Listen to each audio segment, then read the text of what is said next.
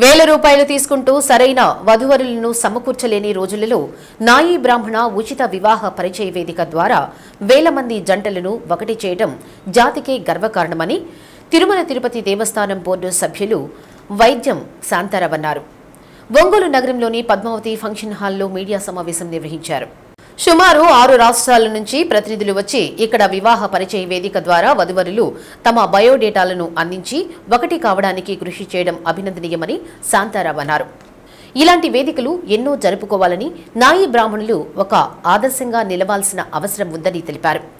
కార్యక్రమంలో కాణిపాకం గణపతి దేవస్థానం ఈవో పెంచుల కిషోర్, నాయీ బ్రాహ్మణ సేవా సంఘం రాష్ట్ర అధ్యక్షులు ఉప్పుటూరి బాలగురుస్వామి, డాక్టర్ వెంకటరమణ, కె వీరాంజనేయులు, నాయీ బ్రాహ్మణ వివాహ పరిచయ వేదిక కన్వీనర్ రాఘవ, పొతకమూరి మధుబాబు, గుంటూరు ఆదియా, గుంటూరు రాంబాబు, పెళ్లూరు చిన్న వెంకటేశ్వర్లు, నిడమానూరు రమేష్, అన్నవరపు వెంకటేశ్వర్లు, నాయీ బ్రాహ్మణ ఉద్యోగుల సంఘం, నాయీ బ్రాహ్మణ సేవా సంఘం సభ్యులు పాల్గొన్నారు. ఈరోజు ఈ కార్యక్రమం చూసాము. ఈరోజు రావడం కూడా నేను కానీ, మా స్నేహితులు కానీ, మా కుల సభ్యులు కానీ చాలా అదృష్టవంతులుగా భావిస్తూ, ఇట్లాంటి ఈ రోజుల్లో మ్యాట్రిమోనీ అనే కార్యక్రమాలు పెట్టి మా కులం నాయీ బ్రాహ్మణ కులంలో ఉచిత వివాహ పరిచయ వేదిక పెట్టడం ఇది 5వ సంవత్సరం. ఈ కార్యక్రమం చూస్తుంటే చాలా అద్భుతంగా ఉంది.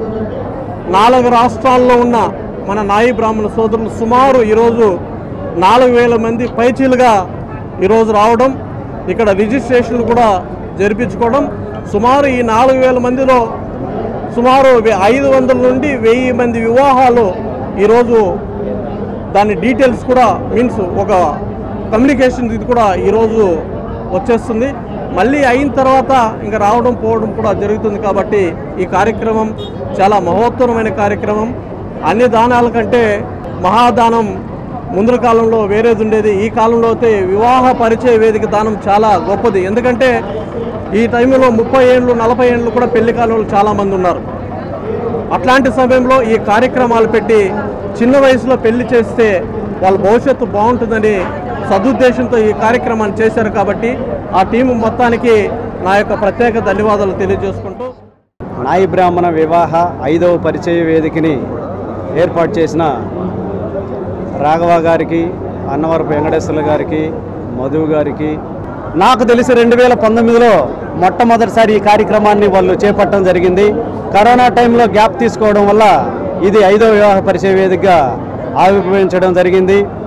సుమారుగా నాకు తెలిసి ఇప్పటికీ ఈ వివాహ పరిచయ వేదిక ద్వారా 4000 మంది పైబడి ఇక్కడికి వచ్చిన వ్యక్తులు వధువరులు అయ్యారని చెప్పి నేను మీడియా ద్వారా మీ అందరికీ తెలియజేస్తా ఉన్నాను.